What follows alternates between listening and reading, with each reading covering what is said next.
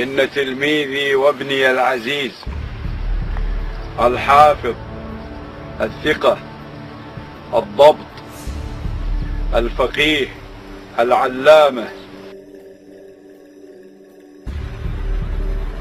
الاثنى عشرية والإمامية والجعفرية.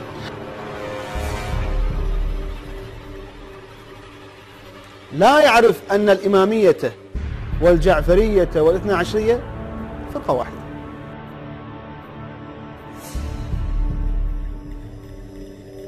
المسألة وقفت لهني؟ لا. اخواني المشاهدين شوفوا المقطع الجاي. ومش كده بس، ثم يأتون بسخلة، خلاص كده يعملوا ايه؟ يسمونها عائشة، ينهلون عليها ضرب وينتفون شعرها. اسمها ايه؟ بسخلة؟ ما معنى سخلة؟ لا اللي هي احنا بنسميها زي الحرباء وكده، حقيرة هذه. ايوه. وينتفون شعرها. شوف اللي جاي اللي احنا بنسميه عرس.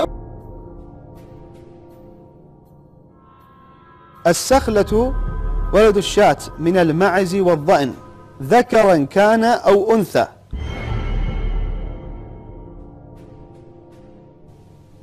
مو عارف يفرق بين الحيوانات، مو عارف أن الإمامية والاثنى عشرية والجعفرية فرقة واحدة، وياي بيناقش الشيعة.